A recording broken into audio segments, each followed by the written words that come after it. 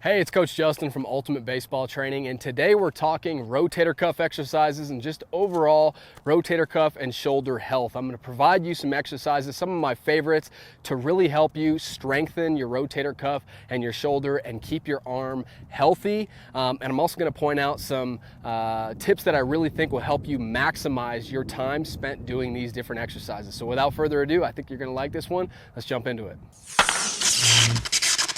All right, so this very first exercise is called banded dislocate. So obviously you're going to need a band for this exercise and in fact all of these exercises. So that's the first step.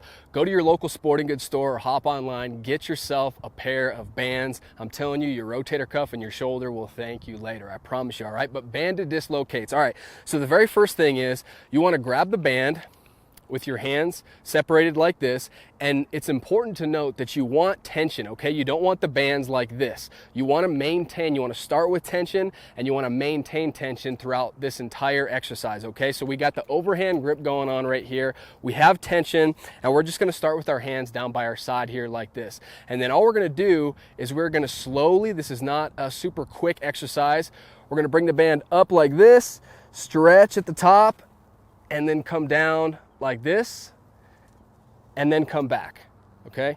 See that? Like this, and then come back, okay? And you'll notice you really want to try your best to maintain tension throughout the entire movement, okay? You don't want to start with tension here, and then when you get towards the top, see how my hands are kind of going together and I lose that tension here? So I don't want to come to the top and lose that tension. I also don't want to, I want to try to avoid, coming to the top like this and then being, doing one shoulder first and then the next shoulder. Ideally, you want to do them as close to the same time as possible, but this is a great exercise to warm up your shoulder, great for mobility. This is one of my absolute favorites to do as the very first exercise before a practice or a game, or even just when you wake up and you get out of bed in the morning. This is an exercise that's really going to help loosen you up, so I'd highly recommend it.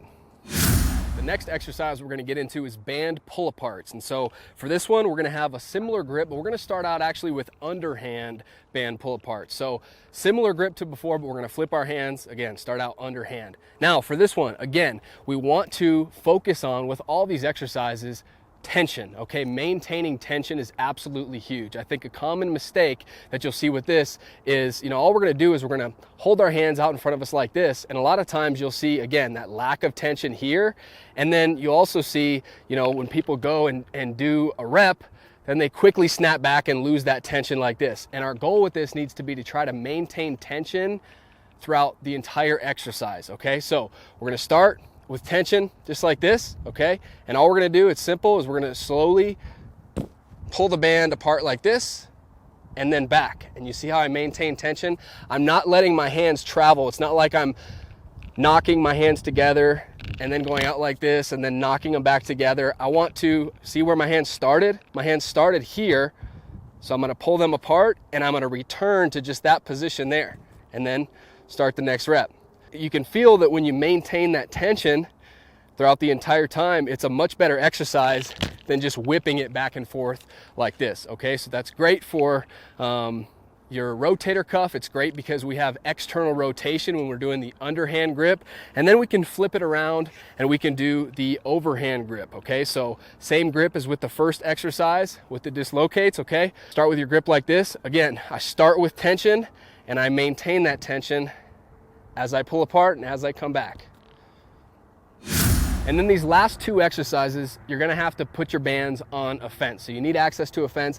Put your bands, put the clip about shoulder height, all right? So as I kind of buckle in here, one thing that I want to mention before we get too far into the video and before I show you these last two exercises is you don't wanna overdo these really pre-game or pre-practice before you're throwing. You don't want to, in other words, exhaust your rotator cuff before you actually go out and compete. It's good to do these exercises before you play, before you pitch, before you throw, before practice. It's great to do them, but your goal before practice, pre-throwing, pre-practice, pre-game should be activating your rotator cuff. It should not be exhausting it, all right? If you're looking to exhaust your rotator cuff, I would save that for after practice, or you can really make incredible progress with doing these exercises in the off season, all right? But just understand that every time you're throwing, you're using your rotator cuff, right? So it's getting a lot of work. You definitely don't want to exhaust it before you go out and throw or play a game or pitch or whatever, because that's going to help, you know, cause injury. And obviously we want to avoid injury. That's why we're doing these exercises in the first place. So just remember,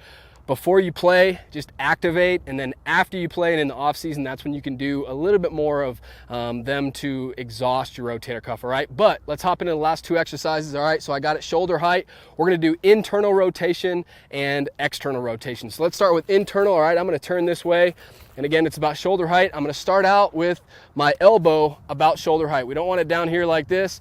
We also don't want it up here, about shoulder height with my elbow here, okay? And then all we're going to do, we're gonna maintain that tension throughout the entire movement, and we are just gonna focus on, we wanna keep our elbow stationary, okay? We don't wanna be moving our elbow all over the place like this. We wanna keep our elbow stationary, and we're basically just gonna turn our palm down to the ground and then back, okay? Internal rotation, all right? And again, we want to keep that tension, not only, you know, between us and the fence, but we also want to keep that tension. We don't want to go forward and have good tension and then just whip it back like this, all right? Or whip it back too far and lose that tension. So start here, palm to the ground, and then return to that position, okay? And try to avoid losing tension. And then after we do internal rotation, we can flip it around and work external rotation. So again, our elbow is gonna start about shoulder height. We don't want it down here. We don't want it way up like this, about shoulder height. And our elbow remains stationary. And we just externally rotate to here and back. We try our best to maintain that tension throughout the entire time.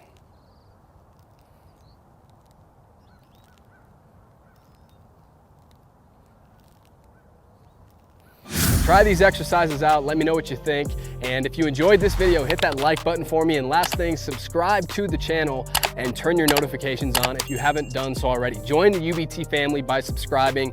We're coming out with new baseball videos every single week, and I don't want you to miss any of them. So subscribe, turn your notifications on. Thank you so much for watching today's video, and I'll see you next time.